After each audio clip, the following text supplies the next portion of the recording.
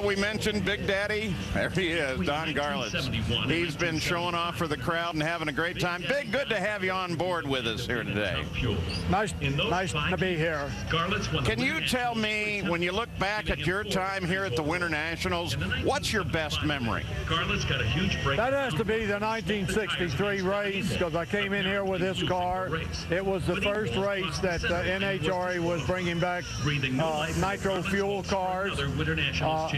I came with this little wing on the car, which was a very different idea. I got caught a lot of flack about it, but they let me run it.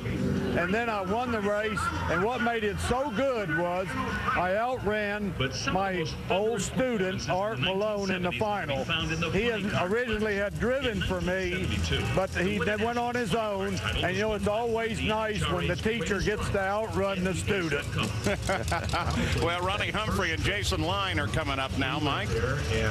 Yeah, I mean, I want to ask you one thing, Big Daddy. What was the difference between driving your car in 1963 versus the cars of today, where you just kind of stand on the gas? Well, it was a lot different then. Remember, this car took 8 seconds to get from point A to point B. Well, that gives the driver a lot of time to do stuff. You can back off the throttle, bring the smoke down, you steer the car around. You don't have to shut off real early. You can still steer the car as you get close to the end. You also ride the clutch a little bit coming out of the gate to kind of keep the smoke down.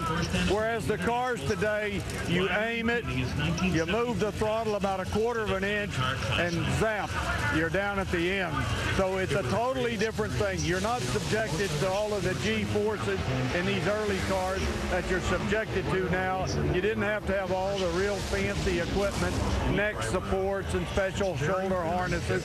We had minimal safety equipment because the cars didn't go fast, 189, 190 miles an hour, and it was just a lot easier to do. Well, Humphrey and Line both get down the track and both improve. Line moves up to 9th, Humphrey to 10th. Take a look at that car from 1963, and I can tell you, I was at this race. I was at races before this one, but I can remember this one because of that wing on the front as a 5-year-old kid. That car stood out in the crowd, and plus every time it came to this line, it was winning.